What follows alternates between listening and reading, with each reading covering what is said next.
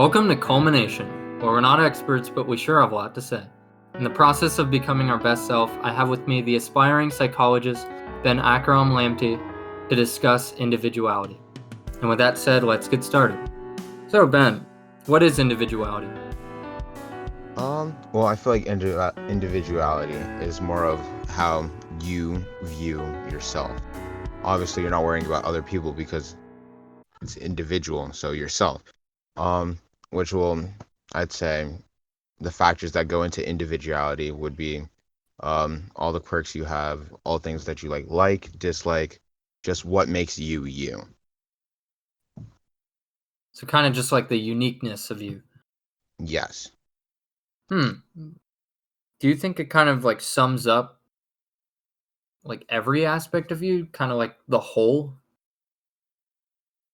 I mean, I guess well, no, I wouldn't say that because the relationships you have with other people are also you, but that's not you as an individual. So I just say the things that make up you by yourself per se. I mean, I guess the way you interact with people also could be considered a part of individuality because that's how you act around other people, but I don't think the specific things that you would do around other people I feel like aren't a part of individuality, but more of the way that you interact with people in terms of introversion and extroversion and things like that. Mm-hmm. I'm really glad you said that. We've talked a lot off camera about just different ideas for this, but we didn't consider the relation with other people, because I usually believe in the idea that there's kind of two fronts that you deal with in life. There's the internal front and the external front. The internal is all of the individual battles that you have, like your insecurities, your confidence, your overall abilities, which entails studying to become smarter or working out to become stronger. So all these things that you work on to better yourself, essentially. But there's also that external front, which is about, like you said, your connections and your response to people, like dealing with people, as we are social creatures. But you think those are separate? You think the internal is only individuality, or do you think it all kind of goes under that umbrella term? I mean, I guess it could be considered to be under the umbrella term. However, in my personal opinion, I feel like the way that you the personal ones where it's your insecurities, your confidence, and things like that, compared to how you interact with people. I feel like one of those can be the external front. I feel like sometimes it will conquer the internal front in terms of external factors will make you do things that you wouldn't normally do. So I guess if you consider it that way, then it could be put under the umbrella term. But I don't know, because I feel like in certain cases where certain people will get into, obviously, certain psychological terms where what's that psychological term for that group phenomena thing? Do you remember? Groupthink? Yeah. Well, you'll get into that, at least that mindset, and you'll end up doing things that you probably wouldn't normally do. Or peer pressure and things like that. That can also affect the internal and external front in terms of just that in general. Right. It impacts you as a person. Mm-hmm. So as these external forces obviously change us, as we're dynamic people, we're if we didn't have that external front, sure, we would better ourselves over time, incrementally, with our own ambitions and such, but we wouldn't have that extra push, that hero's journey, if you will, that, or the call to action is a better word to use. How can we take these external factors and not exactly let it control us, though? I don't know. I feel like it's more of you have to be more. I feel like, I don't know. This will be kind of weird, but I feel like it has more to deal with like your confidence in yourself. The way that external factors will, the only way that they'll obviously move you is if you let them move you. If you have Mm, a solid sense of self and you're like, okay, well, I'm not going to let them dictate the pace that I move at. I feel like naturally those things will get to you less. Well, you don't need to have like a complete sense of self because you're obviously not going to have that fully. Depending on where you are in the stages of life, you probably won't have that fully developed yet. mm, But I feel like if you at least have a general idea of what your sense of self is, or the image that you want in your head, as long as you follow that, I feel like external factors shouldn't be able to shake you at much, if at all. yeah, that's a good point. So let's dig deeper. How would you how would you define more of this confidence, this like knowledge of the self? Well, I think it just depends on what your limitations are and then what you want your character to be. So if I wanted to be well, let's just say that I wanted to be a kind person that wanted to help others, which a majority, if not everyone, should strive for, to be a person that helps other people. I will obviously do things that at least make my character seem good. So I'll work with charities, I'll help the homeless and things like that. But that also has Mhm. to line up with my personality in general. If I was just a naturally selfish and shallow person, I mean, I could, and I wanted to be like a good and kind person, I could at least take steps to be that way. I mean, sure, it'll be harder than if I was like a naturally selfless person, but I can still, as long as I have that image for myself, I still think I can take steps to get there. Hmm. So So I, yeah, go on. So I think it can be like categorized into like two categories of how to get a concept of self. I feel like there is the external character about what you want to be, and then what you currently already are. And then you use those two to help build your character into what you actually want to be, Um. Oh, if okay. that So makes it's any like sense. the idea of what you want to be first, and then you Yeah. take the steps to become that. hmm So, do you have any personal examples of you yourself doing that? Um, I mean, I guess. Okay, so I mean, at least there are some things that I had to do with, at least in life, to help me build my character where I currently am. So I felt like before I was a lot more of like a loud, outgoing person, at least in my child stages, and I couldn't take criticism too well because I was also very sensitive. So growing up, I wanted to be a more I don't want to be an insensitive person, obviously, but I wanted to let words get to me less because naturally I just don't like listening to people talk bad about me or other people that I am close with. So So, whenever I like would thick hear, skin? yeah, I wanted to build thicker skin because I was already such like a sensitive person and things got to me super easily. So Mhm. I'm not at the place that I desire to be at yet, but I feel like I've taken steps to get thicker skin, like such as just letting words bother me less or just getting better at dealing with like at least negative conversations anyways. Because I feel like the thick the thick skin process has to deal with you have to be able to take words way better and then you also have to be able to dish them out because I feel like the way that people Hmm. get to you will be just by constant harassment, or they'll say something that just really hurts. So you have to be able to tune those things out, and you also have to be able to show that you're not someone that they can just walk over. So that in case that you can't deal with the constant harassment, that they'll at least leave you alone for a little bit. Right. Or just standing up to them, holding your ground. So it's like, hey, buddy, I'm not really a pushover. Yeah. So how are you able to deal with that though? Like how how do you transform your mindset, which used to be like you would be toppled by words? Uh, How did that shift? I feel like it just had to deal with, I don't know, naturally you're going to meet more and more people that get to you. And obviously, there are going to be consequences if you let those things get to you. Like, for example, when I was a kid, I used to be also a very physical person. So if someone was talking smack to me, I would just hit them, which obviously you Oh. can't do as you grow up because there are going to be consequences if you fight every person. So it's like, well, you're going to have to be able to deal with them in a more adequate and educated way. So obviously, like debates, for example, obviously you're not in debates to like make fun of your opponent and things like that. But I feel like debating is Mhm. a way that if since they're going to be arguing a stance that is opposing yours, right? Naturally, those things might upset you or whatever because they're not seeing things the way that you would see it. But like, as long as you just think of it as like one big debate, or it's like, oh, it's not like at the end of the day, it's just a conversation that happens, and I'm just gonna have to deal with it anyways. The less you're gonna get offended by things that just happen to you. Right. Um, and also just like criticism too. It's like sometimes people criticize you with good intent.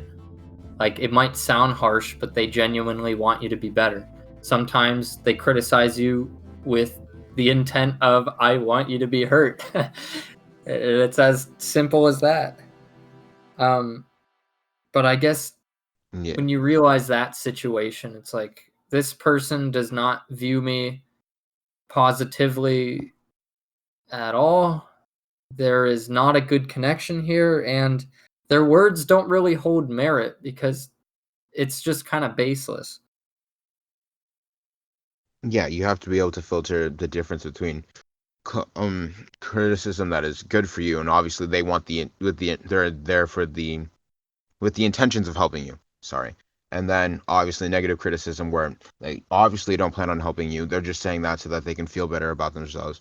You can easily filter that out as, oh, I'm just not going to listen to this person talk because they don't have any, their words shouldn't hold merit to me because they're not trying to help me.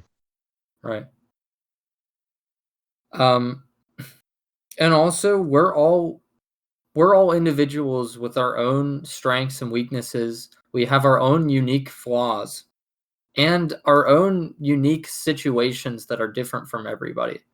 So like the people who might tear us down with their criticism or their teasing, um, they might have a really horrible situation in their life that they have to deal with that's unique to them that you don't have to deal with, and that might be the source of their pain. But you, of course, have your own issues. For one, being that you're bullied. Um, and I don't know. I think the idea of individuality is that everybody's just so different. Like we all think differently. We all look differently. We all speak differently. We all have different situations, different upbringings, different styles and opinions. You just can't really compare. And it makes insults and criticisms weird to deal with, especially because even though you might have peers that are in the same age level as you, maybe even similar upbringings or situations as you, but it's like how can they tell you that you're really stupid, for an example? Like they tell you that and they mean it too. Like they really think you are stupid. But how can you listen to that and genuinely believe it when it's just kind of baseless? Like stupid, like what do you mean stupid? Like stupid as a whole, bad at math specifically, like not competent to figure out basic problem solving? Like what do you mean? you know? Yeah, like intelligence has there's like so many different levels of intelligence and different forms of intelligence that someone saying that you're stupid, like how are they going to tell you that you're stupid? Because you're going to be able to know what things you're good at, what things that you're considered intelligent in. So Mhm. as like if they just say that you're overall stupid without any specifications, then like doesn't really hold any meaning. And even if they do add specifications, they can't really tell you that because how would they know? That's true.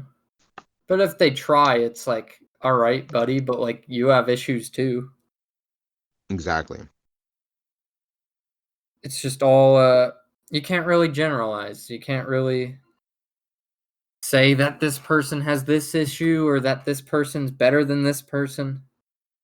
Um and also what's an interesting point is this is all talking about the external front that we mentioned earlier.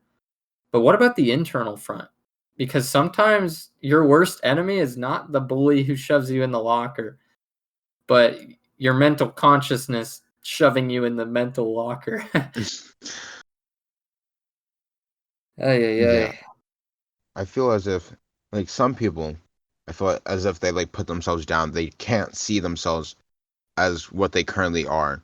So they're not okay with what they currently are. And instead of like taking steps to change themselves for the better, they're just like, oh, I can't. They're just ruining any chances of self-improvement because they're like, oh, I can't do this. I can't do that. People keep saying that I'm this. Maybe I am that. And Mhm. instead of accepting what they currently are and then taking steps to fix it, they're just sitting there and moping, which is unfortunate because it's like you're ruining any opportunities for self-improvement. It's a self-fulfilling prophecy too. Yeah, whenever you talk down and condemn yourself, you will be the things that you say you are.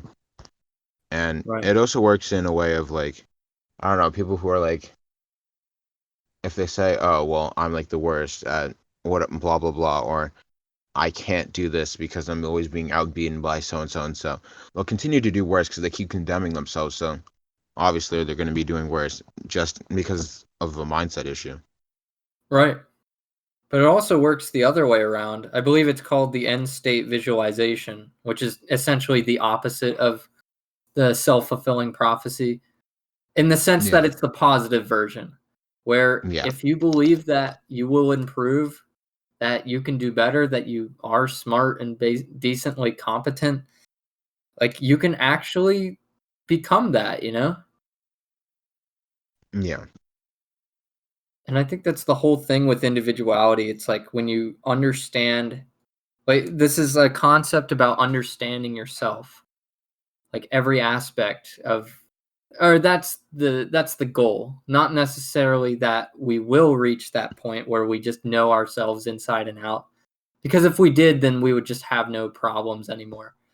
Yeah. But it's just that journey of learning and experimenting, and it's just this idea that we can know our limits, know our flaws, take the hits from other people, but also, I don't know, maybe set them on the right track themselves, or at least not take it personally, have that thick skin.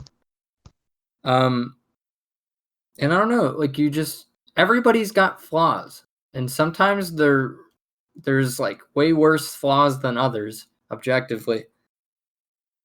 But even though it's objectively worse, what does that even mean? You know?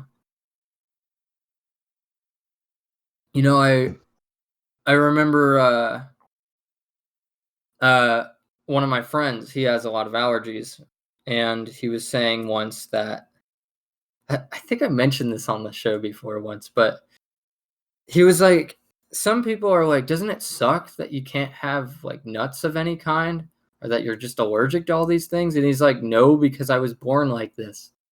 It's all I've ever known, so it's not exactly worse. So it's like somebody from the outside who hasn't had allergies might think that it's objectively worse to have allergies than maybe another flaw. But like really? Like it's all mental at the end of the day, you know?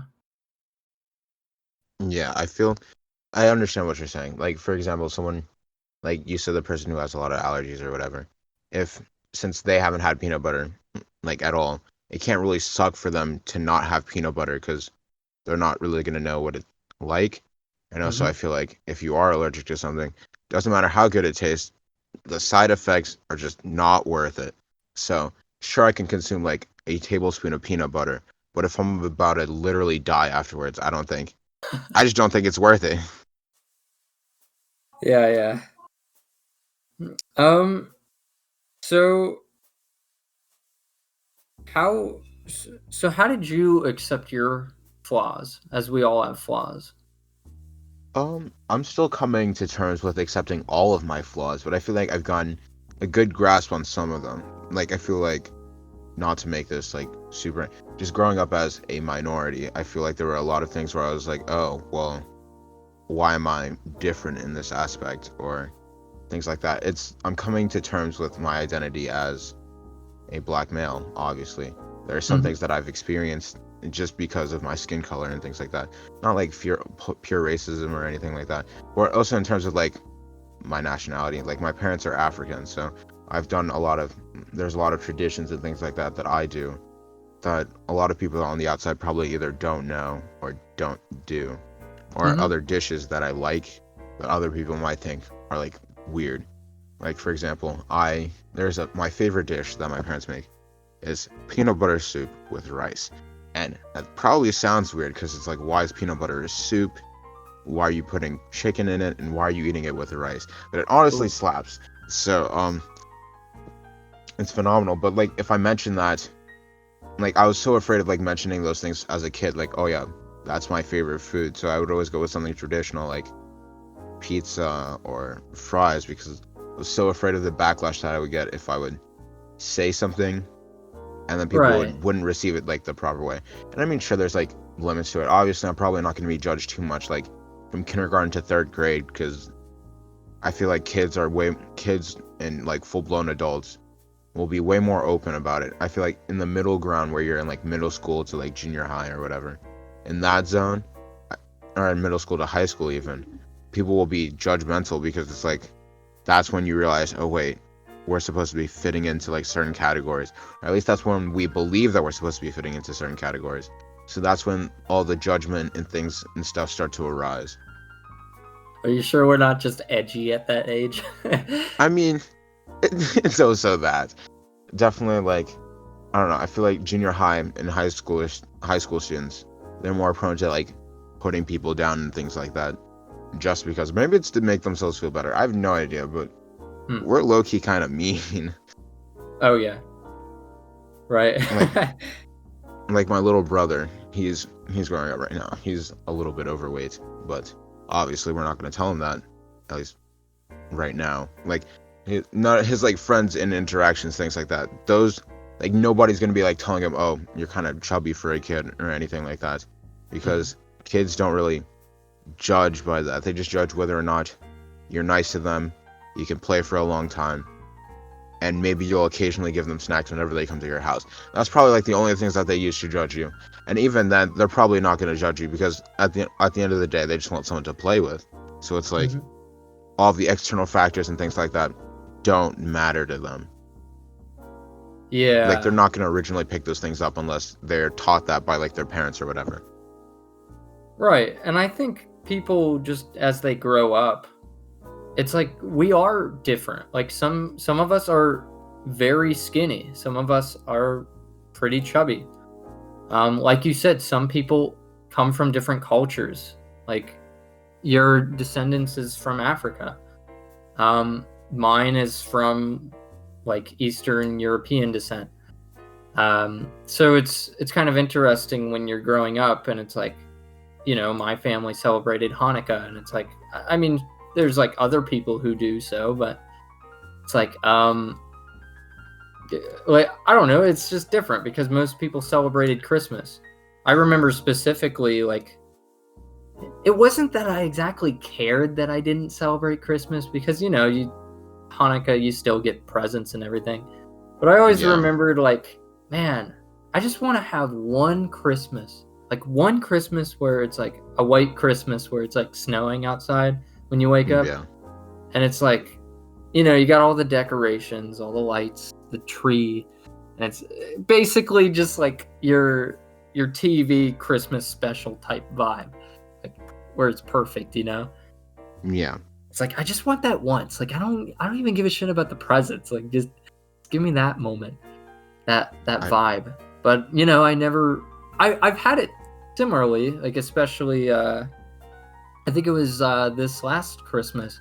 I had my quote unquote first real Christmas since my sister in law is Christian.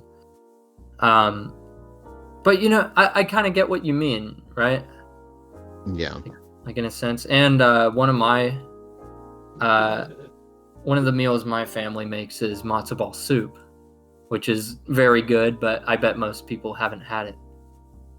Um, although I do want to ask you, and this is unrelated to everything, but you mentioned peanut butter in that soup. Yeah. Have you ever had the peanut butter pickle sandwich? A peanut butter pickle sandwich. I can't, Yeah. I can't say I have. Um, it doesn't sound like it'd be terrible though. Like I could see that coming together. but I It's wouldn't know because I haven't had it. it's something. Is it like It's a funky taste? I think my problem was that I used the wrong pickles. Like, every pickle that I've ever had from, like, a different place is different.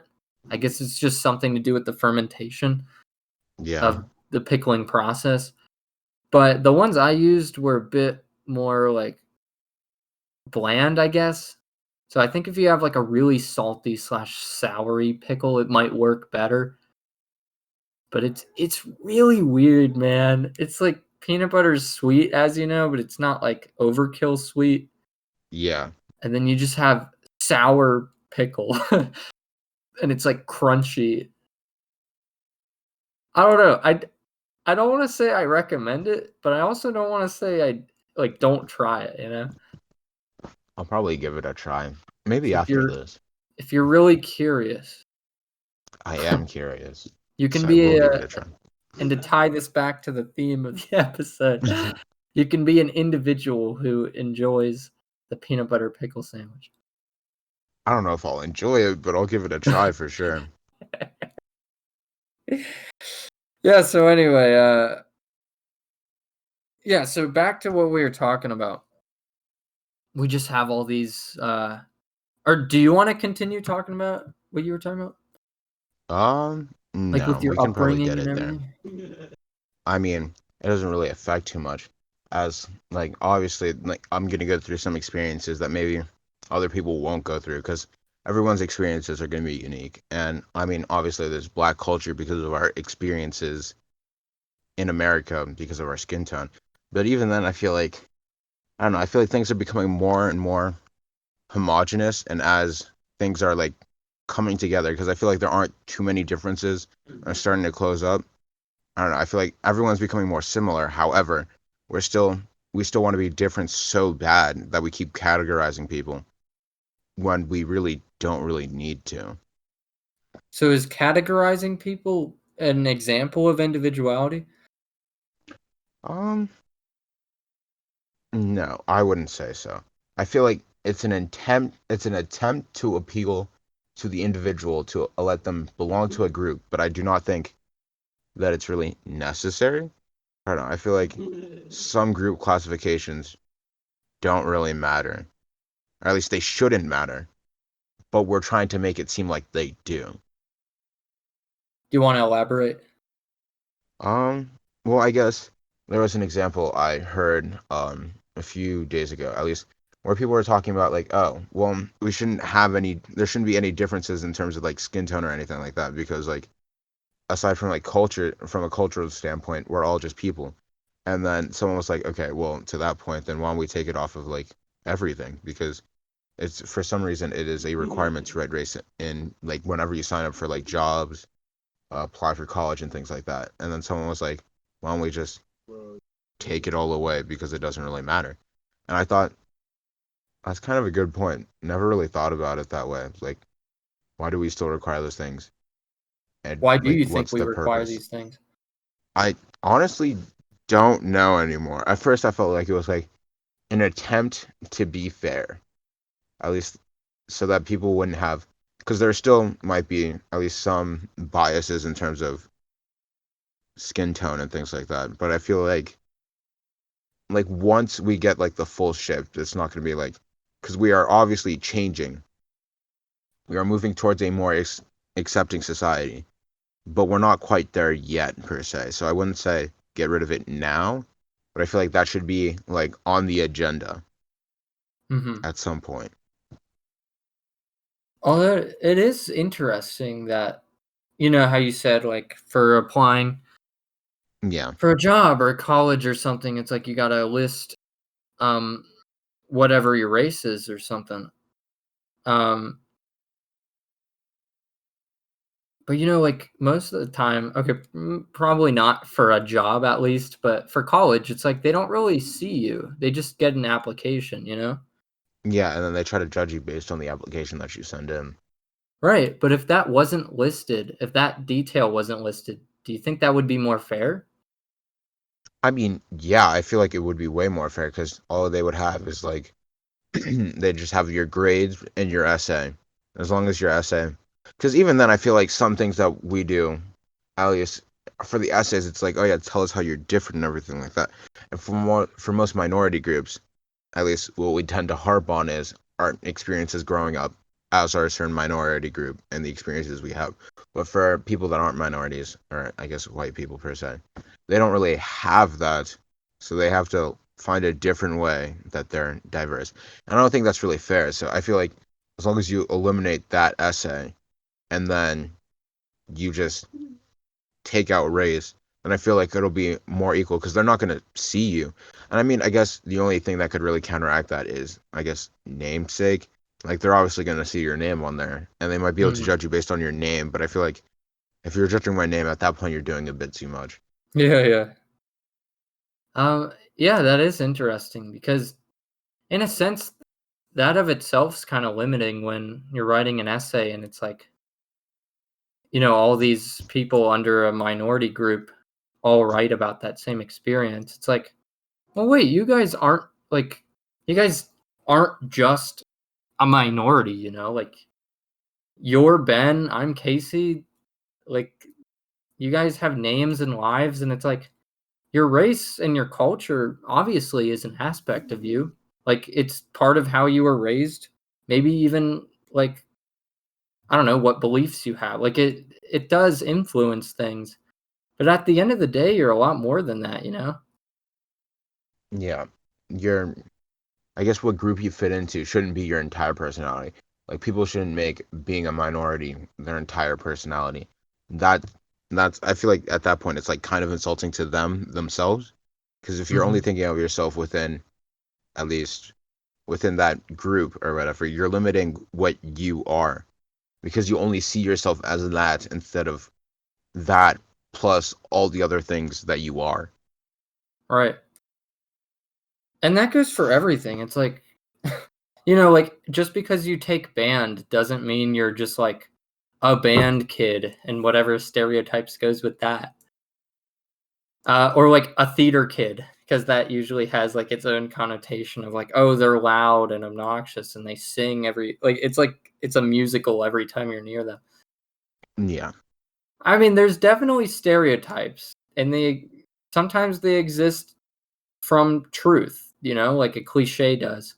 But I mean, even if somebody has aspects of a stereotype, it's like nobody actually fits the bill.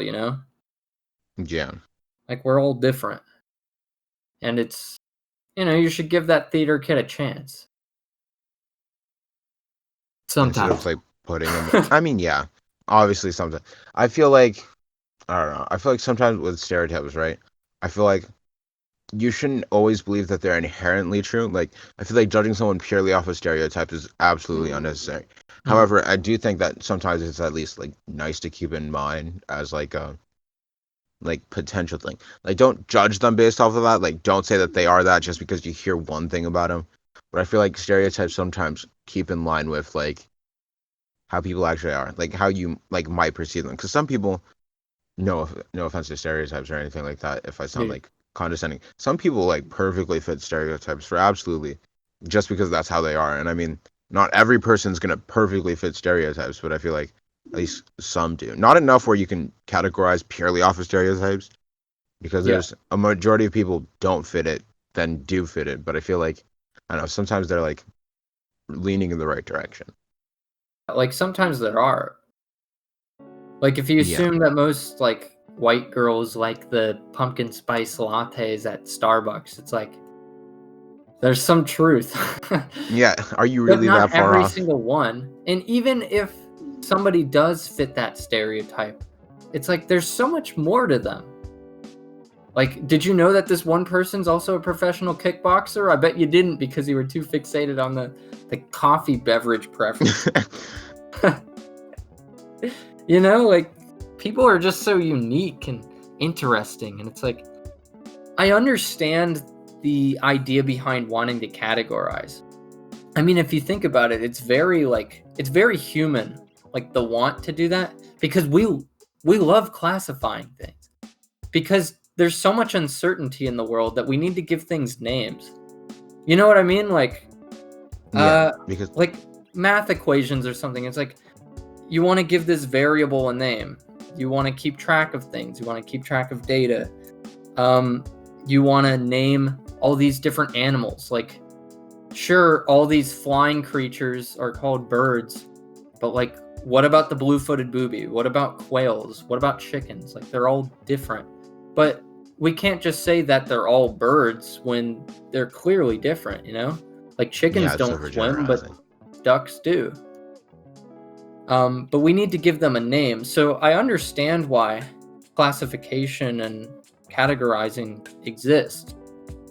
But we just have to keep in mind that even though a chicken is a chicken and different from a duck, and even though most chickens are stupid, not all chickens are stupid. And they all have their own unique qualities to them. Like, some are more chubby than the others, some have different noises that they do, some have their own ways of like pecking or movement, some are missing a leg, some are, or you know what I mean? They're just so Yeah. different. Like, you can look at a chicken coop and say, oh yeah, they're all chickens, they're all the same. But are they? But yeah, there's variation between every chicken. So they're obviously not all the same. They're in a very broad category. So like humans, we're in a broad category, but we're all diverse within that category. It's the same for like practically anything else. Mm-hmm. The only reason we put things together is that or we categorize and group things is because it makes it easier to perceive. Yeah, and we all just want to be accepted at the end of the day. Yeah.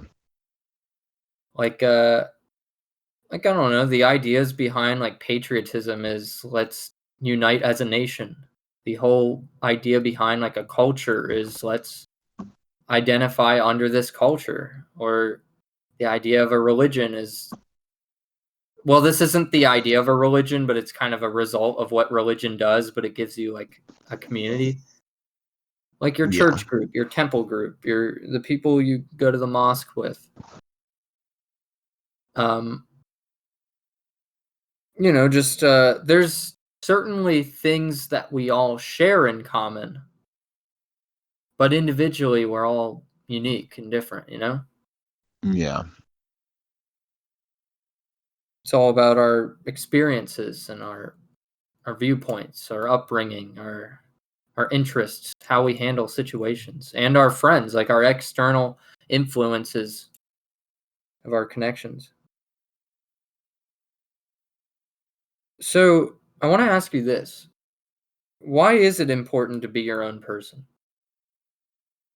Well, I feel like if you aren't your own person or you choose not to be your own person, you become easily persuaded by like everyone else. Like I don't know, you're an easier target for people to at least mess with, and I don't know, you're more likely to fall victim to things like peer pressure and things like that.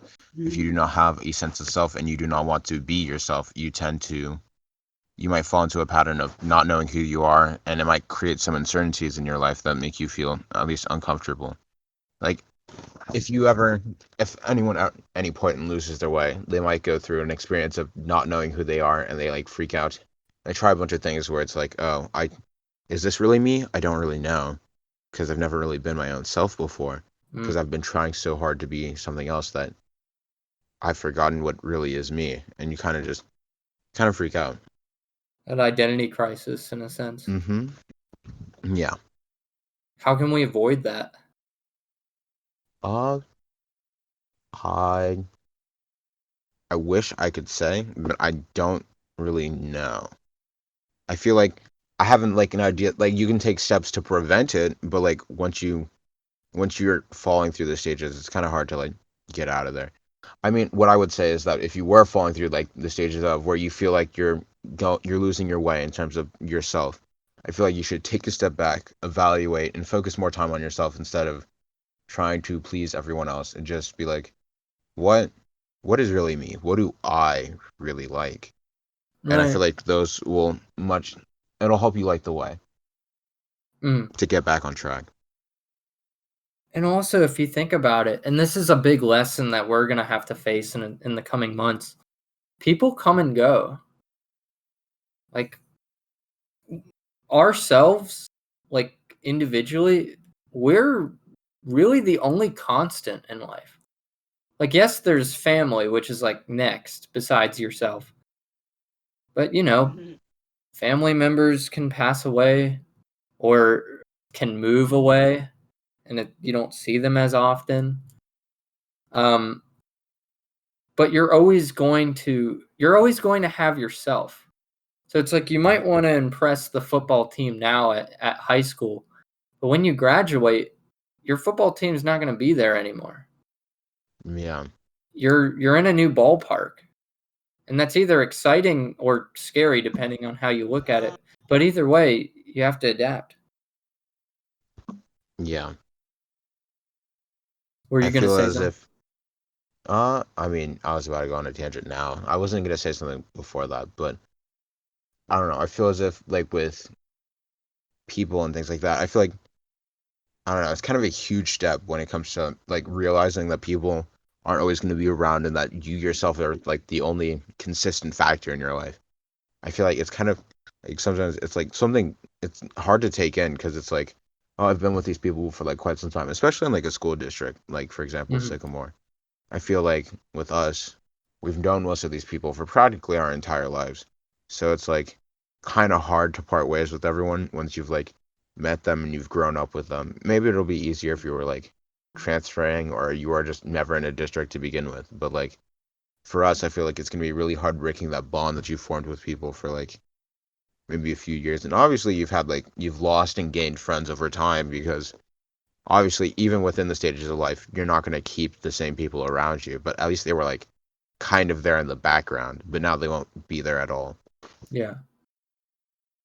But, that's just kind of how things go.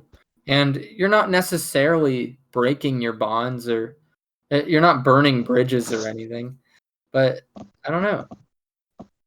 It's just like, I feel like, especially in high school and middle school, it's a big game of like you're trying to fit in, you're trying to be accepted. And I mean, of course you're experimenting, so you're not always going to get it right. But we kind of forget to be our own selves sometimes. Yeah. And sometimes we just straight up don't want to be our own selves cuz like I'm bad, I'm stupid, I can't do anything right. Like all these different self-deprecating words that we use against ourselves. But why? Why do we have to do that? I mean, I feel like we really don't have to do that. It's more of like whether or not we choose to do that, because sometimes it's like not being yourself is just so much easier for certain situations. Like sometimes, like if you're truly like, I feel like sometimes it's good to just not be yourself sometimes. Like being in character 100% of the time, I feel like is kind of difficult. Like for some situations, if you might come off as not as agreeable or not a perceptive person. Like sometimes you might make some enemies by just being yourself naturally. Obviously, to be fair, it's like, well, I kind of wouldn't want those people around me anyways. But Mhm. you also kind of want to avoid like the unnecessary arguments and things like that. So sometimes it's just better to nod your head and be like, yeah, Mm. without obviously being like, you know what, this is me. I'm gonna be like, no, and then just tell you everything that's wrong with that. I feel like, sure, it's fine to be yourself. Like if two people are obviously like clashing in an argument like that, I would be like, I don't think I'm a pushover, but I just don't see the point in arguing with someone for like 30 minutes over something unnecessary just because their views don't equate with Yeah, yeah. mine. But it's like you don't necessarily have to be uncharacteristic, but more so maybe you want to evolve in your characteristics. You know Can what I you mean? can you go into more detail? Yeah, so like if being in character means that if someone picks a fight with you, you're going to like beat the shit out of them. Instead of viewing it like I'm going to not be in character and not do that. Maybe it's just like I know that I have like maybe say like a temperament issue or I'm too physical. Like I can't use my words. Maybe it's like I want to work on that. So this is still me, but I'm trying to better myself. Yeah, I see that. because we're all trying to figure out, like, who am I? What am I? What do I represent? Sometimes it's hard to answer that question. And also, I just want to throw this in the ring. Some people don't really go through life needing to know. Like, some people just don't really care about that stuff, and I think that's okay. I just wanted to consider that. Um, but I guess someone like me, I would want to know. But we're all experimenting. We all try to better ourselves. We want to see what we can do. I don't know. Yeah. Wait. I just needed to drink some water. But I don't know. I feel like sometimes there are times where I wish I didn't really care too much about identity things. I wish I didn't care Yeah. about fitting in. Sometimes it's just like it's kind of a struggle. Like going through it and trying to find yourself was kind of an arduous task. Oh yeah. So sometimes I just feel like maybe it'll take like a mental strain on you because it's so demanding. I mean, it's obviously like not, but like there's so much trial and error in it that sometimes it'll be infuriating when you don't get the proper results. Right. Like you're trying to be more, like, let me think. Oh yeah, sometimes it's like, for me personally, I walk into work, as I work at a pizza place, and it's like I tell myself I'm going to work really hard today, not because I need to, not because it's like I can get away with the minimum, but I just want to do this for me. Like I want to just do a really good job today. But then I end up like, it's not like I'm lazy. I'm still doing things. I'm still doing a very adequate job. But at moments where there's not much business going on, I'm just talking with friends. And let me just say real quick though, like that is really fun and I love those moments very much. So it's not that I regret doing that, but it's like sometimes when I get home that night and I'm just like, you just start having those thoughts of, even though that I just had a fantastic night, like I got my work done, I got paid, and I had a great time with my friends. It's just like this underlying thought that you might have of like, well, I wanted to work harder, go the extra mile, but I didn't, and I told myself that last time, and it's almost like you're letting yourself down. But I Yeah. don't know. It's a I hard mean, thing. You go. sometimes I think that's like one of the things that comes with like attempting to like do better for yourself and things like that. Like sometimes if you set an expectation and you don't reach it, it'll be like really upsetting because especially if it's not like an external factor. I mean, some people feel bummed when they let other people down, but I feel like it's even worse when you like let yourself down because it's like, oh, I told myself that I was going to accomplish this, and then Mhm. I didn't quite do it. Like, sure, I still did close, but I didn't do specifically what I had in mind because you have like that perfect image in your head or whatever of what you specifically want to do, and then when you don't reach it, it's like, well, that's the goal that I set for myself, and it's kind of annoying that I didn't reach it, but like, Right. I guess for a moment like that, though, you have to consider what you did gain. Like, I literally gained money, like, because I worked. I did an adequate job, so it wasn't like I was slacking off. I still did well. I did everything correctly. And I had a good time with my friends. Like, you have to consider these things because even though you quote unquote let yourself down, I guess at the end of the day, a lot of situations like this are more like, I I took a dive in the ocean in hopes of finding gold, but like I found something else. I don't know what that would be. Like maybe like some rocks that are cool looking. And they're not exactly gold, but I ended up really liking them. They're nice like centerpieces in my house. Like I decorated them well, and I don't know, it's cool. If I didn't go diving, I wouldn't have found those. But if I had found gold, I wouldn't have found those either, you know? Yeah. Although other times, for sure, it's like, I want to read today. Then at the end of the day, I didn't read. It's like, it's not really like you gained something. You just didn't read.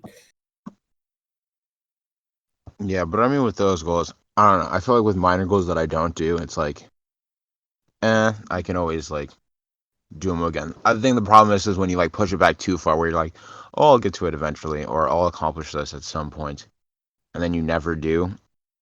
I don't know. I feel like procrastination is just like another thing in and of itself. Right. Yeah, definitely. But you know, all of these, I don't know. This is just the human experience. We have disappointment, we have moments of greatness. Like when you actually do accomplish your goals, like damn, does that feel good? Yeah. So yeah, I guess we're kind of heading close to the end time, but what do you think is the big takeaway of this episode? Well, I guess, well, the things that we mainly talked about, or the things that you should be taking away if you're listening to this podcast, is at least bettering yourself and trying to distinguishing between the internal and external factors, focusing more on the internal ones and not letting the external ones bother you nearly as much to help you build character. All right. And any final thoughts just in general? Nope. Fair enough. So anyway, thanks for joining me, Ben. No problem. Happy to be here. Yeah.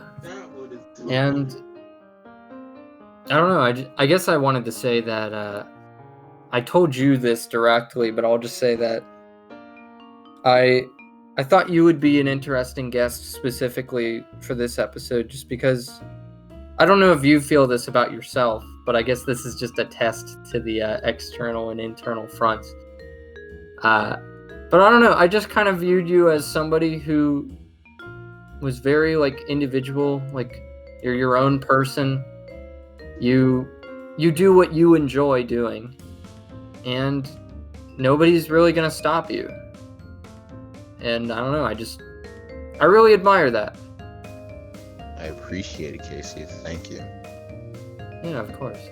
And, you know, I don't mean that as like, oh, we gotta put this baseless flattery in the video. Like, I don't mean to just like tell you that to make you feel good, but I just want you to know, like, I appreciate it and I respect it.